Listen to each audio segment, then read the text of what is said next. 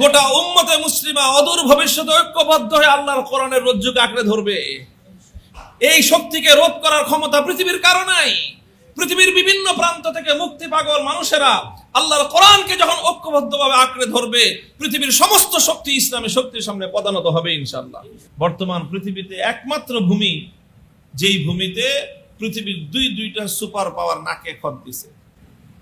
আল্লাহ পাক রব্বুল আলামিনের মেহেরবানি যে আল্লাহ রব্বুল আলামিন আমাদেরকে সালাতুল জুমা আদায় করার জন্য আল্লাহর ঘর মসজিদের মধ্যে একত্রিত হওয়ার তৌফিক দিয়েছেন। বেশ কিছুদিন আপনাদের ভাই আমি দেশের বাইরে সফরে ছিলাম। আজ সকালেই দেশে ফিরে আসার তৌফিক হয়েছে। আলহামদুলিল্লাহ, সুন্দর একটি সফর। প্রথমে আল্লাহর ঘর বাইতুল্লাহর জিয়ারত করার তৌফিক হয়েছে এই সফরে। তারপরে পবিত্র উমরা করার পরে পৃথিবীতে একটি মাত্র ভূখণ্ড, যেই ভূখণ্ডে আল্লাহর কোরআনের বিধান 100 ভাগের মধ্যে 100 ভাগ বাস্তবায়িত হয়েছে এবং এই 21 শতাব্দীর এই সময়ে পরিপূর্ণ কোরআন এবং হাদিস ইসলামী শরিয়া অনুযায়ী একটি রাষ্ট্র এবং সমাজ ব্যবস্থা পরিচালিত হয়, তার একমাত্র দৃষ্টান্ত ইমারতে ইসলামী আফগানিস্তান। সেই ভূখণ্ড পরিদর্শন করার সৌভাগ্য আল্লাহ পাক দান করেছেন।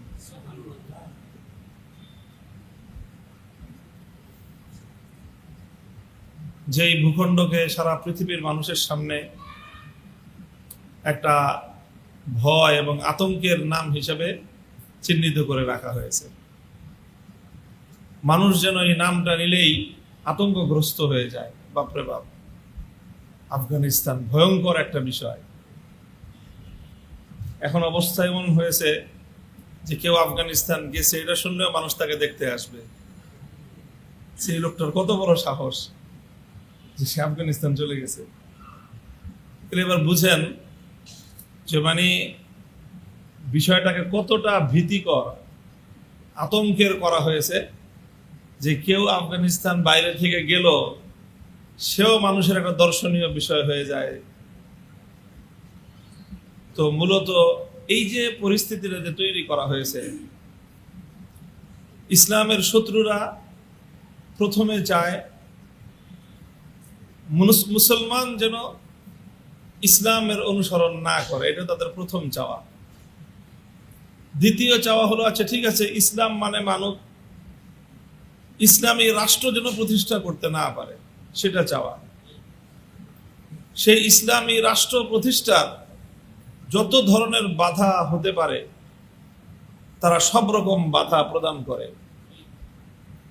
তাদের শক্তিতে যতটুকু কুলায় ততটুকু তারা করে। করার পরে যদি তারা পরাস্ত হয়ে যায়, পরাজিত হয়ে যায়, তখন তাদের সর্বশেষ ষড়যন্ত্র থাকে যে এই যে ইসলামী সমাজ এবং ইসলামী রাষ্ট্র প্রতিষ্ঠিত হয়েছে, এই বিষয়টা যেন দুনিয়ার মানুষ জানতে না পারে, দুনিয়ার মানুষ যেন দেখতে না পারে। এই জন্য তার প্রতি একটা চরম আতঙ্ক সারা দুনিয়ায় ছড়ায় দেওয়া হয়। অথচ এটা কেন করা হয়? এই আতঙ্কটা ছড়াইলে তাদের লাভটা কি? সেই লাভ আছে, একটা বড় লাভ। দেখেন, আমার আব্বাজান মরহুম শাইখুল হাদিস আল্লামা আজিজুল হক রহমতুল্লাহ আলাইহি, আপনারা নাম শুনে থাকবেন। শুধু বাংলাদেশ নয়, বরং এই পাক ভারত উপমহাদেশের অন্যতম একজন শ্রেষ্ঠ হাদিস বিশারদ ছিলেন এবং তিনি জীবনের প্রায় 60 বছর পর্যন্ত সহিহ বুখারী শরীফের অধ্যাপনা করেছেন, দর্শ দিয়েছেন। এবং বাংলা ভাষায় যখন হাদিসের তেমন কোনো কিতাব অনুবাদ হয় নাই, সেই 1960-এর দশকে, মানে অর্থাৎ আজ থেকে প্রায় 60 বছর আগে, 65 বছর আগে তিনি বাংলা ভাষায় বুখারী শরীফের অনুবাদ করেছেন। মানুষ যখন, এই দেশের অভিজাত শ্রেণীর মানুষ বাংলা ভাষায় কথাও বলতো না, এটা শুধু হুজুররা না, অভিজাত পরিবারের লোকজন ও উর্দুতে কথা বলাটা নিজেদের জন্য মনে করত যেটা গৌরবের বিষয়। সেই সময়ে তিনি বাংলা ভাষায় সর্বশ্রেষ্ঠ হাদিস গ্রন্থ বুখারী শরীফ অনুবাদ করে এদেশের মানুষের দুয়ারে দুয়ারে হাদিসের বার্তা তিনি পৌঁছে দিয়েছেন।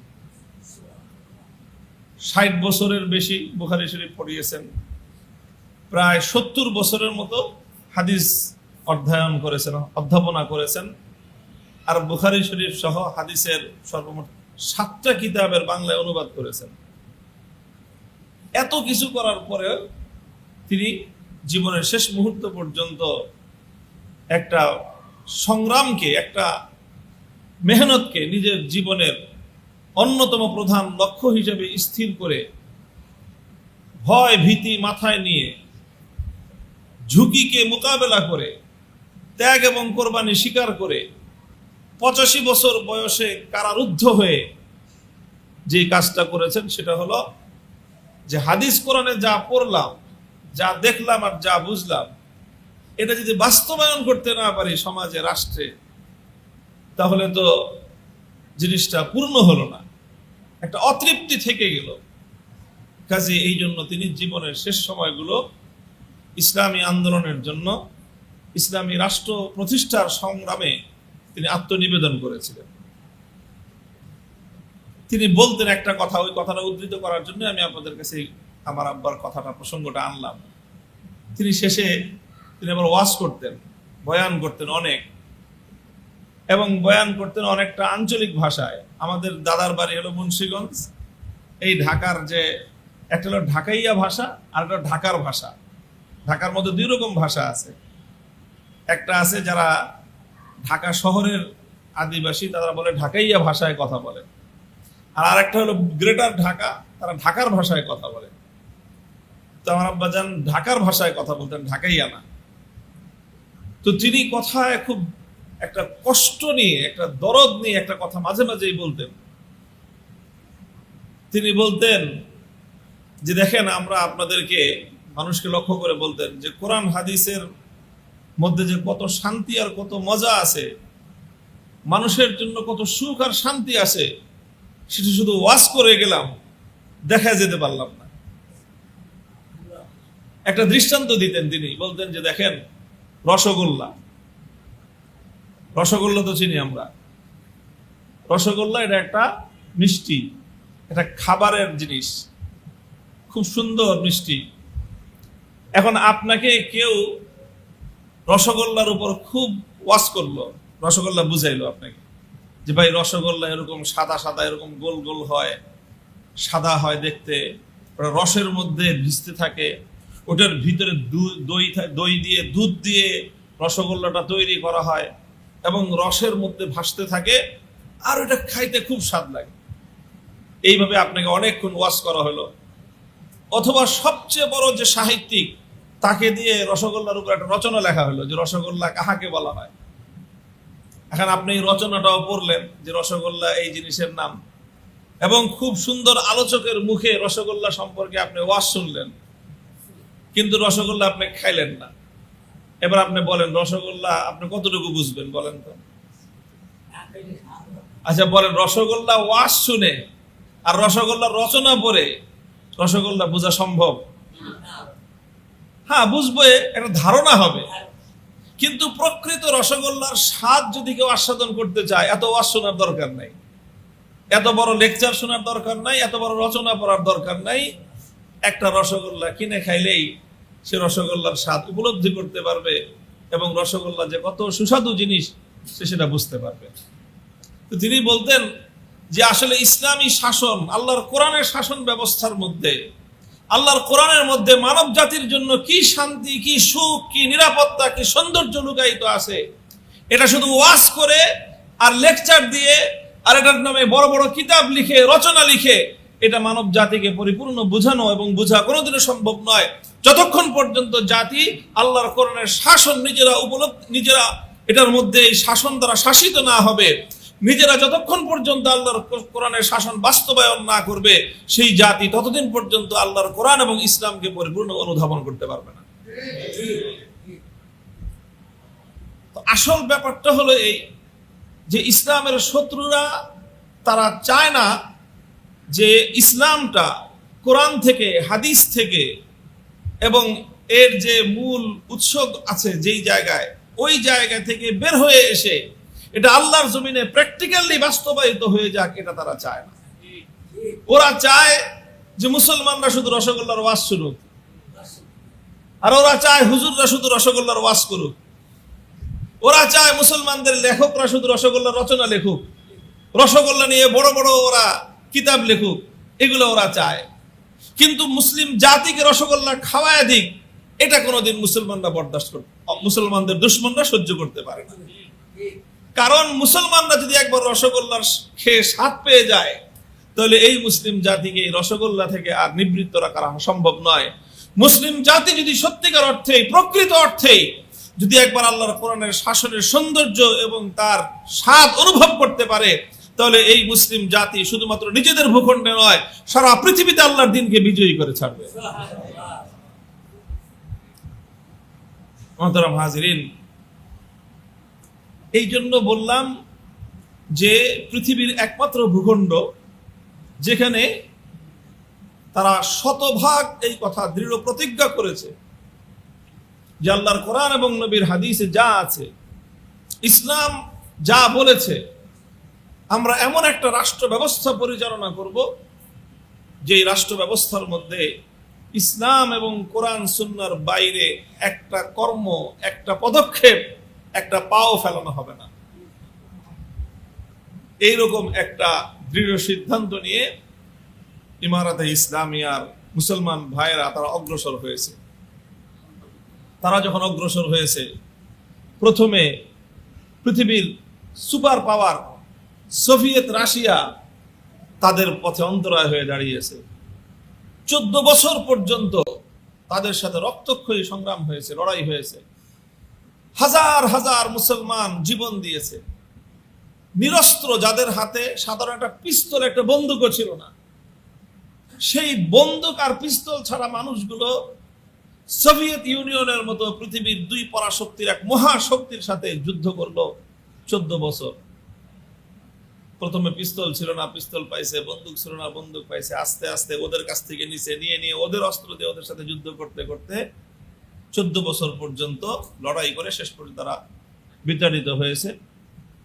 এরপরেও যখন স্থানীয় ক্ষমতা লোভীদের ক্ষমতার লড়াই দ্বন্দ্বে মানুষ অতিষ্ঠ, আল্লাহ পাক রব্বুল আলামিন ঠিক আমাদের বাংলাদেশের মতো, বাংলাদেশে যখন রাজনৈতিক অঙ্গনগুলো, রাজনৈতিক পক্ষগুলো ব্যর্থ হয়ে গেছে, 15 বছর পর্যন্ত এই জুলুমের অবসান করতে পারে না, শেষ পর্যন্ত উঠে দাঁড়াইছে ছাত্র সমাজ। এই ছাত্ররা যখন উঠে দাঁড়াইছে, আলহামদুলিল্লাহ দেখা গেল কিছুদিনের মধ্যেই, অল্প কিছুদিনেই ছাত্রদের রক্ত, তাদের কোরবানি, তাদের সংগ্রামের মুখে 16 বছরের ফেরাউন শক্তি আল্লাহর রহমতে উৎখাত হয়ে গেছে। ঠিক এরকম সেই মাটিতেও যখন দেখা গেল যে রাজনীতিবিদরা তারা ক্ষমতার লড়াইয়ে মগ্ন, তখন সে দেশের ছাত্ররা তারা বলল যে আমরা অনেক রক্ত দিয়েছে আমাদের বাবারা, ভাইয়েরা, আমরা আর রক্তপাত দেখতে চাই না। যেই কোরআনী শাসনের জন্য রক্ত দেওয়া হয়েছে, এবার সেই কোরআনী শাসন বাস্তবায়ন করেই ছাড়বো আমরা। সারা দেশের সমস্ত ছাত্ররা এক ঐক্যবদ্ধ হয়ে গেল। ছাত্ররা যখন ঐক্যবদ্ধ হয়ে যায়, তখন সেই জাতির কোন শক্তি তাদের সামনে দাঁড়াতে পারে না।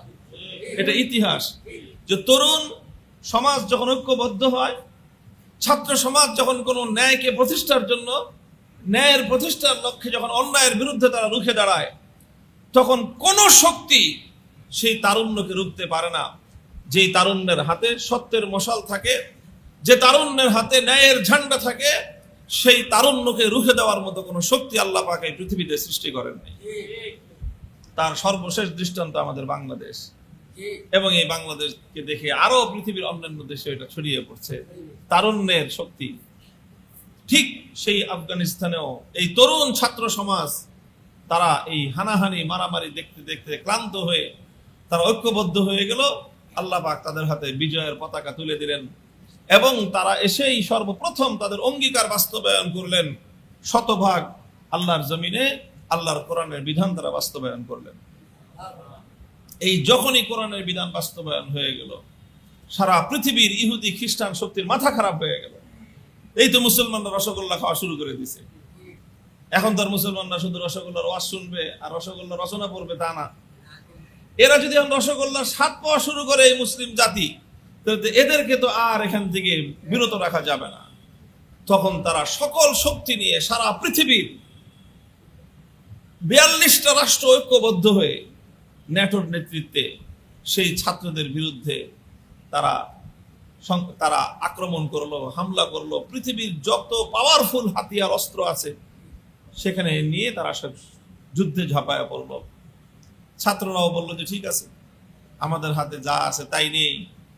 তারা প্রথমে চলে গেল একেবারে নিভৃত অঞ্চলে, সেখান থেকে একটু একটু একটু একটু করে মোকাবেলা করতে করতে 20 বছর পর্যন্ত পৃথিবীর সুপার পাওয়ার আমেরিকার নেতৃত্বাধীন ন্যাটো বাহিনীর সঙ্গে তারা লড়াই করলো। 20 বছর পর শেষ পর্যন্ত আমেরিকাও নতি স্বীকার করে নাকে খত দিতে বাধ্য হলো।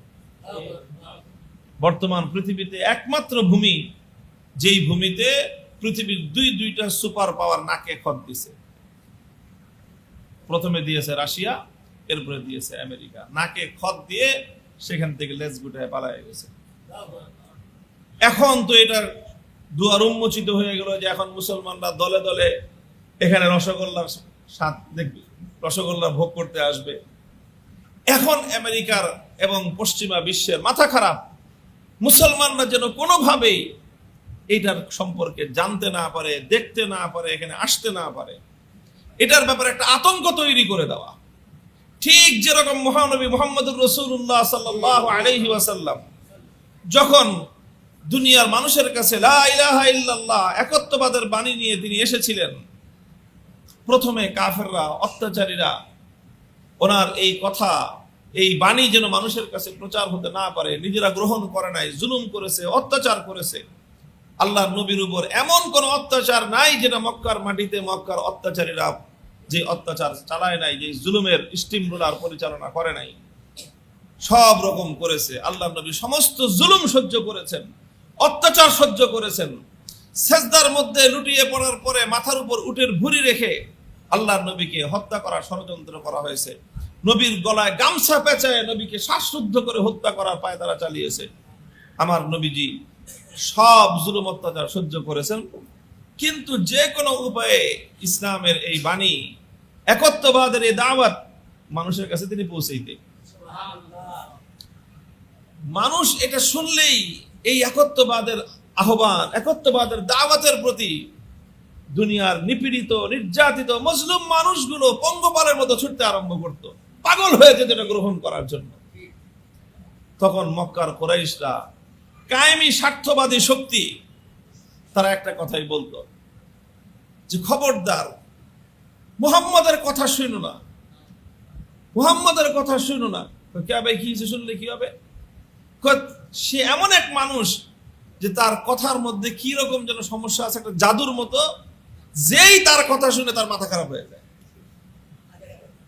এই জন্য মক্কার কাফেররা, তাদের চেষ্টা ছিল কোন মানুষ যেন আল্লাহর নবীর কথা শুনতে না পারে, কোন মানুষ যেন আল্লাহর নবীর কথা শুনতে না পারে।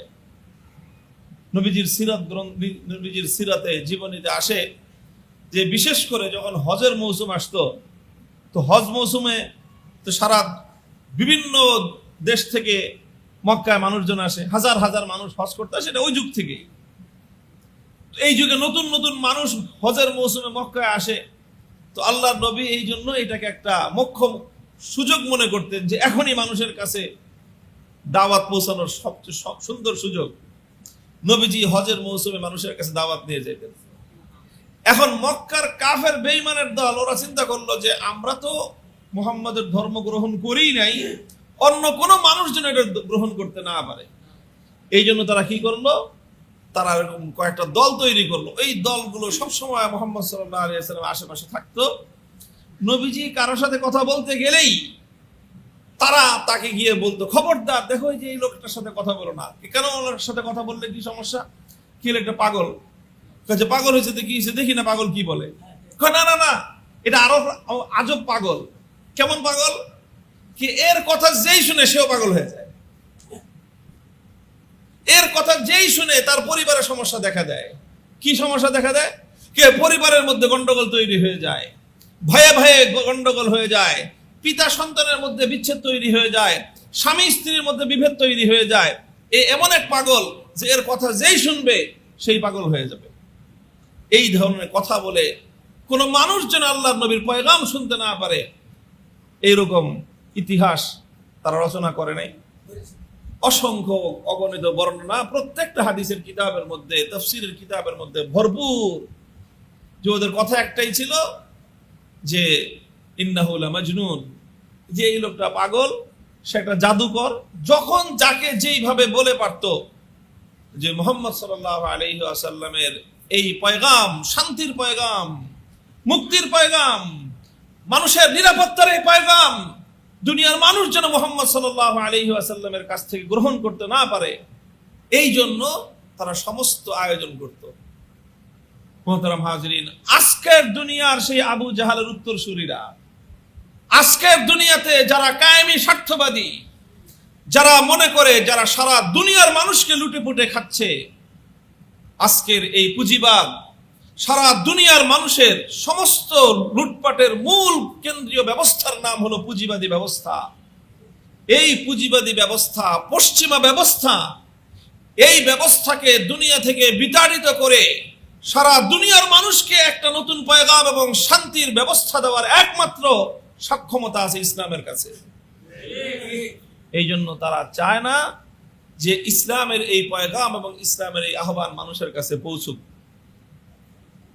এই জন্য যেখানে ইসলামী শাসন ব্যবস্থা প্রতিষ্ঠিত, প্রথম তো তারা চেষ্টা করেছে যাতে কোনোভাবেই না করা যায়, না করতে পারে।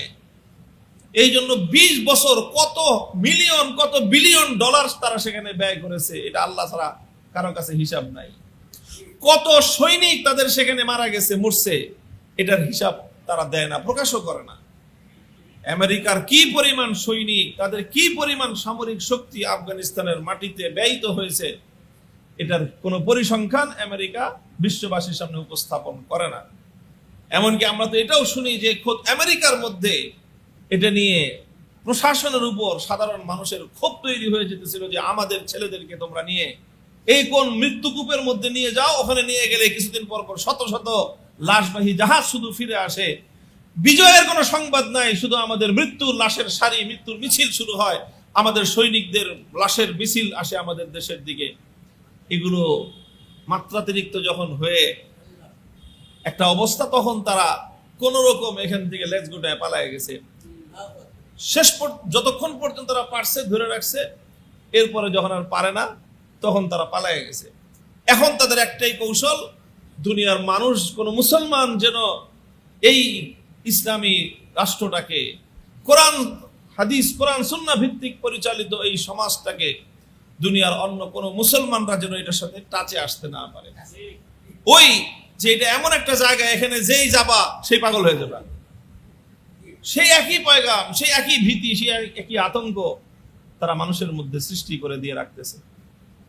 মুহতারাম হাজিরিন, শত্রুরা যতই ভীতি ছড়াক যে খবরদার হাসপাতালে যাও না, হাসপাতালে গেলে ডাক্তাররা কিন্তু সব ডাকাইত হয়ে গেছে।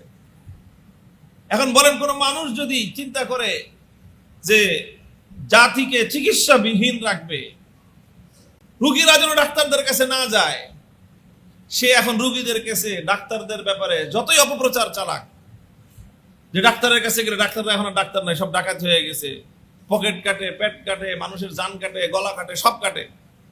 যতই ওয়াজ করো, যার যার আসলে রোগ আছে সে কোনো না কোনো ভাবে ডাক্তারের কাছে যাবেই, এবং ডাক্তারের কাছে যখন সে শরণাপন্ন হবে তখন ডাক্তারের দ্বারা সে চিকিৎসা পেয়ে সে সুস্থ হয়ে উঠবে। তবে কাউকে না কাউকে এই সাহসটা তো করতে হবে, কাউকে না কাউকে তো সাহসটা করতে হবে। তোমার যতই অপপ্রচার চালাক যে না আমি ডাক্তারের কাছে যাব, ডাক্তার দ্বারা আমার রোগ আরোগ্য হবে, এই হিম্মতটা তো কাউকে না কাউকে করতে হবে। আজকের দুনিয়ার অমুসলিমরা, পশ্চিমা বিশ্ব ইসলামী সমাজ ব্যবস্থার ব্যাপারে যে আতঙ্ক এবং যে ভীতি ছড়িয়ে রেখেছে, এটা এজন্যই যেন মুসলমানরা সত্যিকার অর্থে রসগোল্লার স্বাদ আস্বাদন করতে না পারে। এই জন্য মুসলমানরা যেন দেখতে না পারে যে আল্লাহর কোরআনের শাসন কায়েম হলে মানুষের কেমন নিরাপত্তা, কেমন শান্তি, কেমন সুখ সেখানে তৈরি হয়, এটা যেন দুনিয়ার মানুষ উপলব্ধি করতে না পারে। দুনিয়ার মুসলিম সমাজকে এখান থেকে দূরে রাখার এটাই হলো তাদের প্রধান লক্ষ্য এবং উদ্দেশ্য। কাউকে না কাউকে তো হিম্মত করতেই হবে। আল্লাহ পাক রব্বুল আলামিন আমাদেরকে তৌফিক দান করেছেন। যাই হোক, দুনিয়াতে অনেক কিছুর জন্যই তো ঝুঁকি নিয়েছি, হকের জন্য, সত্যের জন্য অনেক ঝুঁকি নিয়েছি। আমরা বিশ্বাস করি আল্লাহ পাক রব্বুল আলামিনের রহমত থাকলে সারা দুনিয়ার সমস্ত কুফরি শক্তি মিলে একটা বাঁকা পশম, একটা সোজা পশম বাঁকা করতে পারে না। মুহতারাম হাজিরিন, লম্বা কথা বলবো না, শুধু একটা কথাই বললাম আমি আপনাদের কাছে। আমরা ইমারাতে ইসলামিয়া পরিদর্শন করে তাদের কিছু ত্রুটি আছে, ত্রুটি মুক্ত মানুষ না, কিছু ভুল ত্রুটি আছে। সেই ভুল ত্রুটিগুলো আমরা দেখেছি, তাদেরকে পরামর্শ দিয়েছি সেগুলো সংশোধন করার জন্য। তারা আমাদেরকে আশ্বস্ত করেছে। তাদের কাছে এই পৃথিবীতে আলেমদের কথার যে মূল্য আছে, পৃথিবীর কোন রাষ্ট্রপ্রধানের কথার সেই মূল্য তাদের কাছে নাই। ডোনাল্ড ট্রাম্পকে গণার টাইম তাদের নাই। সত্যিকার অর্থেই ডোনাল্ড ট্রাম্প যে এখন দেখতেছেন যে আগ্রম বাগ্রম করতেছে, পত্রিকায় আসে যে বাগরাম ঘাঁটি দখল করবে, এই করবে, সেই করবে, হুমকি টুমকি দিতেছে, ওখানে তারা এখনো পর্যন্ত এটা নিয়ে আলোচনা করার টাইম পায় নাই। এখনো পর্যন্ত বললো তারা যে আধা ঘন্টার সময় হয় নাই যে এই বিষয়টা নিয়ে আমরা একটা আলোচনায় বসবো, যে ট্রাম্প যে এরকম চিল্লিতেছে কি করা এটা নিয়ে, ওই টাইম নাই ওদের। কিন্তু দুনিয়ার আলেম সমাজ যদি তাদেরকে একটা কথা বলে, তাহলে সেই আলেম সমাজের কথা রাষ্ট্রপ্রধানের সর্বোচ্চ পর্যায় থেকে সর্বনিম্ন পর্যায় পর্যন্ত প্রত্যেকটা মানুষ এই কথা শুনে, প্রত্যেকটা দায়িত্বশীল রাষ্ট্রীয় পর্যায়ের সবাই সেই কথা শুনে। আপনি চিন্তা করতে পারেন যে একটা মানুষ, সাধারণ একটা মানুষ, আমরা তো বাংলাদেশের কোনো রাষ্ট্রীয় কোনো দায়িত্বশীল না, কোনো মন্ত্রী না, কোনো এমপি না, কিছুই না। সাধারণ কি পরিচয়? আমার একজন আলেমের পরিচয়। 6 দিনের মধ্যে পররাষ্ট্রমন্ত্রী থেকে নিয়ে শুরু করে 7 জন মন্ত্রী, প্রধান বিচারপতি সহ আমাদের সাথে বৈঠক করেছে। আপনি জানতো বাংলাদেশের একটা মন্ত্রীকে আরেকটা যে কোনো দেশে পাঠান, যে একজন বাংলাদেশের একজন অতিথি 6 দিনের মধ্যে প্রধান পররাষ্ট্রমন্ত্রী, প্রধান বিচারপতি সহ 7 জন মন্ত্রীর সাথে 6 দিনে বৈঠক করবে, এমন পৃথিবীর কোনো দেশ আছে কিনা? কেন করে তারা এটা? কারণ তারা সারা দুনিয়ার আলেম সমাজকে চায় যে তোমরা কোরআন হাদিসের বিষয় দিক দৃষ্টিতে আমাদেরকে পরামর্শ দাও, আমাদেরকে দুনিয়ার কোরআন হাদিসের দৃষ্টিতে যে কোনো কথা আমরা শুনতে প্রস্তুত আছি। এই কথার জন্য তারা আমাদেরকে সময় দিয়েছে, সুযোগ দিয়েছে। আমরাও বলেছি মন খুলে। আমরা দেখেছি সেখানে দারিদ্র আছে, অভাব আছে, কারণ সারা দুনিয়া এখনো পর্যন্ত তাদেরকে কোনো সুযোগ দিচ্ছে না, অ্যাক্সেস দিচ্ছে না। কিন্তু এই দারিদ্র এবং অভাবের মধ্যেও এই গোটা পাহাড় ঘেরা এমন একটা দেশ, যেই দেশের লক্ষ লক্ষ মানুষের কাছে অস্ত্র আছে, এবং সাধারণ এই পিস্তল আর বন্দুক না, AK-40 কত নাম আমরা তো নাম জানি না, রাইফেল, বড় বড় অস্ত্র, সকল মানুষের হাতে হাতে অস্ত্র। অথচ বিগত 4 বছরের মধ্যে একটা এই ধরনের কোনো অস্ত্র নিয়ে সংঘাতের ঘটনা নাই, একটা ডাকাতির ঘটনা নাই, একটা লুটপাটের ঘটনা নাই, একটা মানুষের বাড়িতে লুটপাট চালাবে এমন কোনো ঘটনা নাই। বলেন তো, আমাদের দেশে যদি 10 লক্ষ মানুষের কাছে এরকম অস্ত্র থাকতো, এই দেশে কি অবস্থা হতে পারে? দেশের মধ্যে বসবাস করার পরিবেশ থাকতো?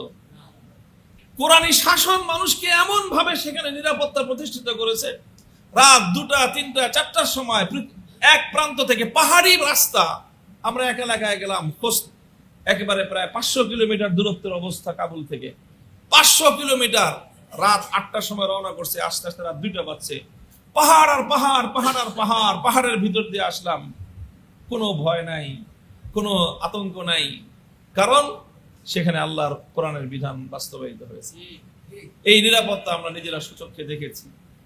সেখানে অভাব আছে, অনটন আছে, কিন্তু কোনো দরিদ্র অসহায় মানুষকে না খাওয়ায় নিজে খাওয়ার প্রতিযোগিতা নাই। 8 লক্ষ মানুষকে, 8 লক্ষ ফ্যামিলিকে রাষ্ট্রীয় ভাতা প্রদান করা হয়।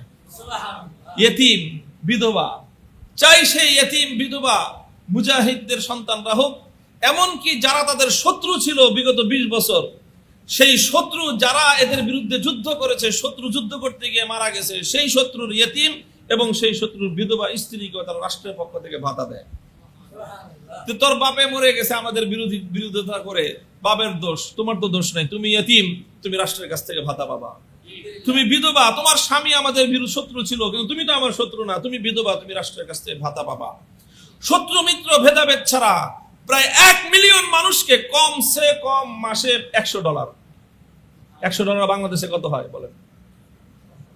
হ্যাঁ, 12,000 টাকা হয় প্রায়। বাংলাদেশে প্রায় 12,000 টাকা হয় $100। ওখানকার মুদ্রার দাম অনেক বেশি আমাদের চেয়ে, ওখানকার মুদ্রার দামে $100 5,000 টাকার কিছু বেশি হয়।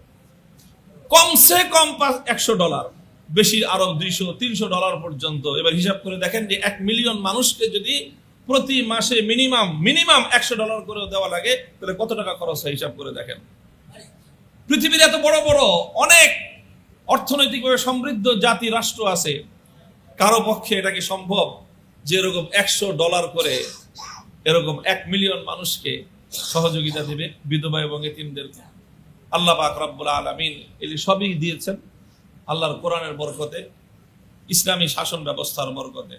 আল্লাহ পাক রব্বুল আলামিন এই উম্মতকে, কোরআনের এই উম্মতকে, যারা কোরআনের উম্মত, যাদের জন্য আল্লাহ কোরআন নাজিল করেছেন, সেই উম্মত যেন আল্লাহর কোরআনকে আঁকড়ে ধরে, এটাই হবে আগামী উম্মতে মুসলিমার সবচেয়ে বড় চ্যালেঞ্জ। এবং ইনশাআল্লাহ গোটা উম্মতে মুসলিমা অদূর ভবিষ্যতে ঐক্যবদ্ধ হয়ে আল্লাহর কোরআনের রজ্জুকে আঁকড়ে ধরবে। এই শক্তিকে রোধ করার ক্ষমতা পৃথিবীর কারো নাই। পৃথিবীর বিভিন্ন প্রান্ত থেকে মুক্তি পাগল মানুষেরা আল্লাহর কোরআনকে যখন ঐক্যবদ্ধভাবে আঁকড়ে ধরবে, পৃথিবীর সমস্ত শক্তি ইসলামী শক্তির সামনে পদানত হবে ইনশাআল্লাহ।